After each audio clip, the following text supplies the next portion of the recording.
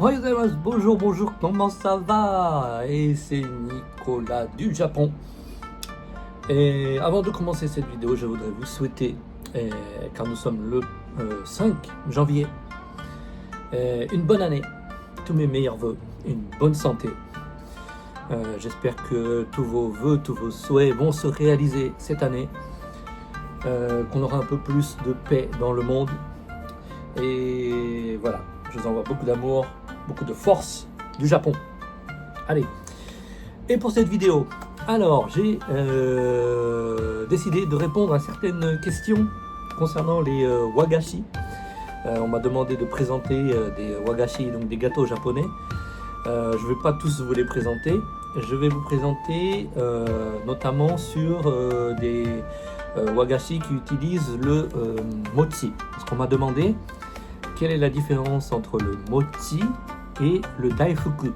Ça, je vais vous expliquer dans la vidéo, ok? Et je vais vous présenter un wagashi que l'on mange surtout là en ce moment pour le nouvel an, au shogatsu, et l'hiver, quand il fait bien froid, c'est un dessert chaud. Et un de mes desserts japonais préférés. Voilà, allez, c'est parti. Alors, pour commencer, je vais vous expliquer, parce qu'on m'a demandé dans les commentaires, quelle est la différence entre le daifuku. Donc voilà, ça c'est un daifuku de Seven, et oui, voilà, Seven juste à côté de la boutique, donc c'est pratique. Donc ça c'est un Ichigo daifuku, ok, donc à la fraise, il y a une fraise dedans. Et ça c'est le, comment dire, yomogi, kusamochi, on dit kusamochi. Kusa, ça veut dire en fait une herbe, de l'herbe, hein, du gazon. Mais bon, c'est pas du gazon évidemment. C'est une plante hein, qui s'appelle le yomogi. Voilà, yomogi. Donc, quelle est la différence? Je vais commencer par ça. La différence entre ces deux-là. Là, vous avez le daifuku et là, vous avez le mochi. Ok. Donc, le daifuku, si vous voulez, c'est le nom de la pâtisserie. Comme si on disait par exemple une forêt noire, voilà, un millefeuille, c'est le nom, le daifuku. Et il y a donc du mochi, je vais l'ouvrir, je vais vous montrer. Donc il y a une pellicule de mochi qui est assez fine hein, et qui enveloppe de la pâte de haricots rouges en général. Hein. Et souvent, comme ici, il y a une fraise ou un morceau de fraise fraîche dedans. Voilà. Ok. Et là, on met un peu de poudre, voilà, pour pas que ça colle. Et le mochi. Le mochi. Donc ça, c'est le kusamochi. Le mochi, en fait, vous avez la même quantité de mochi et de pâte de haricots rouges dedans. Donc le daifuku, c'est une fine pellicule de mochi hein, qu'on va étaler et qui va envelopper la pâte de haricots, alors que là, vous trouvez à peu près en quantité égale la pâte de haricots rouges et le mochi. En fait, ça, c'est du... Le mochi, là, il est vert parce qu'on a utilisé la plante qui s'appelle yomogi, yomogi mochi. Donc c'est une plante, hein, je pense, qui est en fait... bouillie et après il la passe aux Chinois et ensuite ils vont faire une purée. Enfin, il ne faut pas une purée, ils vont le battre avec le mochi. Ça va se mélanger, l'herbe va se mélanger avec le mochi. Ils vont le battre jusqu'à ce que ça devienne une pâte homogène, gluante comme ça. Et ils étalent la pâte et ils mettent le hanko, en fait la pâte de haricots rouges dedans. Voilà. Ok. Donc voilà la différence, comme on a demandé, hein, entre le daifuku et le mochi. Voilà. Donc, vous aurez plus la sensation de mochi. Hein, on dit en japonais mochi mochi, mochi mochi desu. C'est-à-dire c'est bien mochi. Voilà, c'est bien gluant. Pas gluant, mais voilà, la texture est bien mochi mochi. Alors, je vais essayer de vous montrer à l'intérieur comment c'est. Donc voilà, le mochi, là il est comme ça, vous voyez bien comme ça, voilà. Et si j'essaye de l'ouvrir, Là, vous avez la pâte de haricots rouges qui commence à apparaître. Voilà, hop là. Comme d'hab, Nicolas, c'est du caca. Il a tout fait tomber. Bref, c'est pas grave. Donc voilà, vous avez la pâte de haricots rouges qui est dedans. Et la pâte de haricots rouges, en fait, vous en avez deux sortes. Hein, vous avez la pâte de haricots rouges, vous allez retrouver la pellicule, la peau du haricot dedans. Donc vous aurez la sensation de peau du haricot qui va rester dans la bouche. Ou alors vous avez la pâte de haricot sans la peau, qui est mixée tellement fin. En général, il n'y a pas la peau dedans. Donc c'est plus comme une pâte. Vous n'aurez pas la texture de peau dans la pâte. Voilà.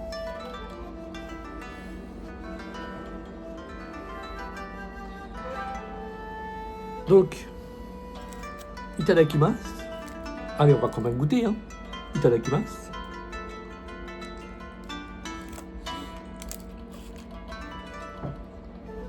Alors, en général, moi j'adore les wagashi. Je vous ferai d'autres vidéos vous présentant d'autres wagashi. Donc là, vous avez un petit peu le côté pas herbe, mais un peu floral de la plante dans le mochi. Et le côté sucré va être apporté par la pâte de haricot. La pâte de haricot rouge qui est très sucrée, hein, c'est très très sucré. Et en fait, les wagashi ne sont pas très populaires auprès de, je pense notamment des Français, des étrangers. Parce que nous, les Français, on préfère des goûts plus tranchés et vraiment très prononcés. Alors que les pâtisseries japonaises, c'est comme le shortcake, hein, un peu. C'est très léger, il n'y a pas de goût très prononcé. On sent le sucre, mais après, il n'y a pas de goût spécial. C'est pour ça que c'est pas très populaire peut-être parmi les étrangers. Bon. C'est très bon, moi j'aime bien. Mais comme je vous dis, c'est très sucré. Aujourd'hui, je ne tiens pas à devenir diabétique non plus. Hein. Et après, le daifuku. Oh, Nicolas, comme d'hab. Oui, je sais, je suis maladroit, mais bon. Alors, le daifuku. Voilà, on va mettre de la coke partout. Pardon, c'est pas de la coke, hein, désolé. Voilà. Et voilà, allez. Je vous montre à l'intérieur, je sais pas si on va y arriver. Allez. Alors, qu'est-ce qu'on a dedans? Alors, apparemment, c'est à la fraise. Alors là, c'est une mousse de fraise, pardon. Alors là, on n'a pas la fraise, dommage. Et en plus, on n'a pas le haricot rouge. Donc voilà, le daifuku de Seven en ce moment, un peu plus moderne, on va dire un peu plus occidentalisé. Ça, je pense que ça plairait plus aux étrangers. Donc apparemment, c'est une mousse de fraise, hein. Une mousse de fraise avec le mochi qui entoure la mousse.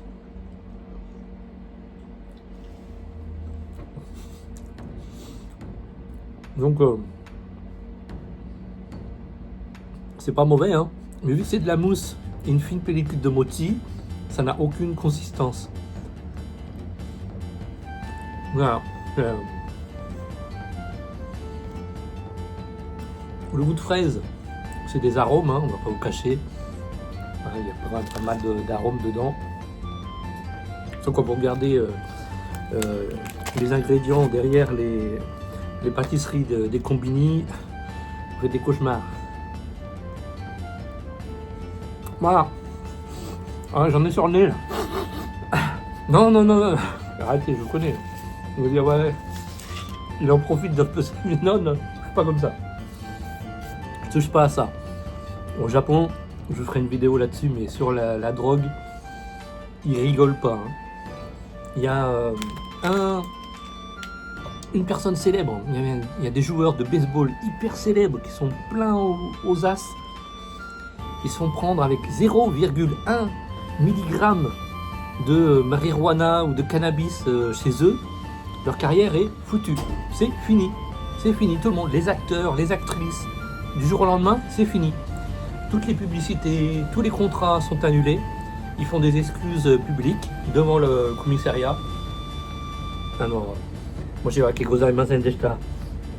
Voilà. Ils font des excuses publiques et on les voit plus jamais. Je vous ferai une vidéo sur l'histoire d'un grand joueur de baseball et qui est devenu SDF parce qu'il s'est fait prendre là-dessus. Enfin bref. C'est pas le sujet de cette vidéo. Alors il nous en reste 2. Alors d'après vous, lequel est mon préféré?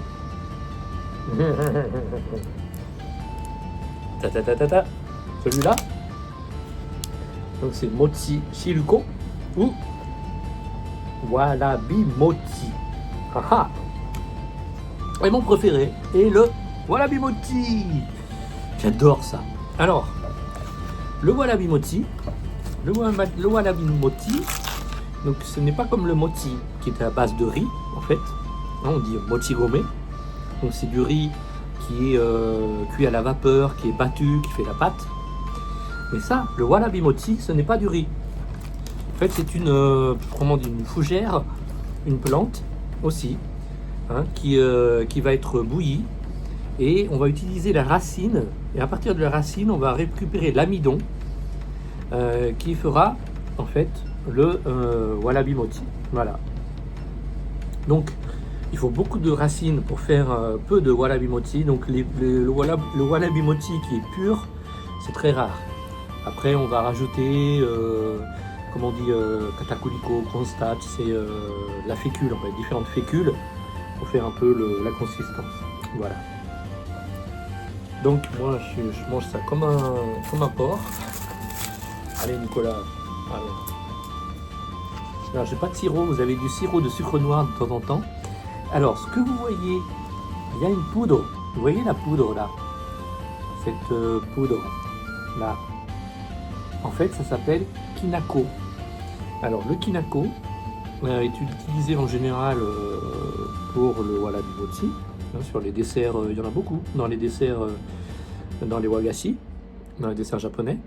Et en fait, c'est du soja. En fait, les grains, oui, les haricots de soja qui sont grillés et qui sont mixés, réduits en poudre. Donc voilà, c'est du haricot, ça aussi. Enfin, haricot, du soja, c'est du soja grillé et réduit en poudre. Et on le met en général souvent avec le warabi mochi. Voilà. Et moi, ça, j'adore ça parce que en fait, le goût du kinako, le côté un peu grillé, c'est très sympa. Moi, j'aime beaucoup. Et tout ce qui est mochi mochi, évidemment, qui n'aime pas. Hein. Bon, c'est le combini. Le goût est pas mal, mais bon, c'est moyen. Quand vous les achetez dans une vraie pâtisserie japonaise, je vais vous emmener dans une vraie pâtisserie japonaise, j'en connais une, pas loin. C'est meilleur quand même, voilà. Mais ça se mange très bien. J'adore. D'ailleurs, vous voyez, hein, je peux pas m'arrêter. J'aime bien l'écraser le warabi mochi avec ma langue et le haut du palais. Ça fond là comme ça, c'est excellent. Ça, rien qu'avec la pression de la langue sur le palais, ça fond et vous avalez. Là, vous n'allez pas vous étouffer comme le mochi, hein. Ça va. Et le dernier, c'est, on appelle shiruko. Mochi shiruko, voilà. 300 yens, hors taxe. Bon, ça fait quoi, 2 €, un truc dans le genre, 2 €. Et donc vous voyez, il y a de la pâte encore de haricots rouges. Là, est-ce que c'est avec la peau? On va voir. Oui, je crois que c'est avec la peau. Et 2 morceaux de mochi qui ont été grillés. Voilà. Donc, ça.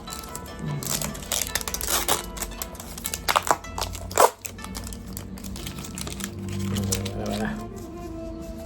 Vous voyez un peu mieux, ils ont été grillés. Ok? Et donc ça se mange pas comme ça.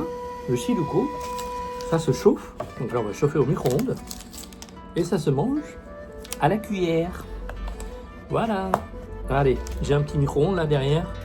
J'y vais et je vous ramène ça tout de suite. Et en plus, j'allais oublier, ils vous disent, c'est écrit toujours hein, quand il faut réchauffer, c'est écrit là, 500 watts, 1 minute, ou 1500 watts, 25 secondes. Voilà, donc je vais mettre à 500 watts, 1 minute. Allez, c'est parti. Ittekimasu. Et voilà, la minute est passée. Excusez-moi, hein, j'en ai profité pour manger le reste, hein, on va pas gâcher non plus. Donc, la cuillère fournit pas le combini.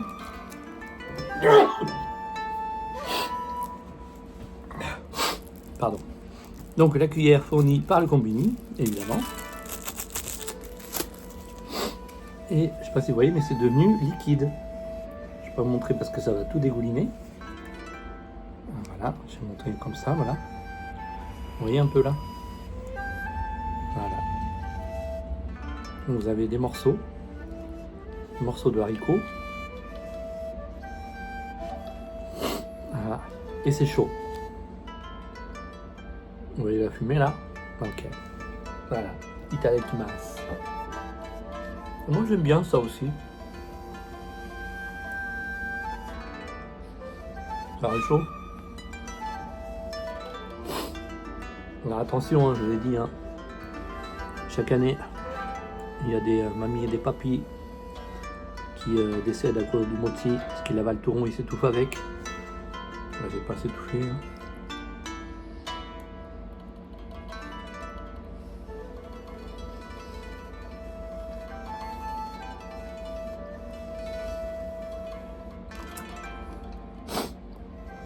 Faut bien marcher. Hein.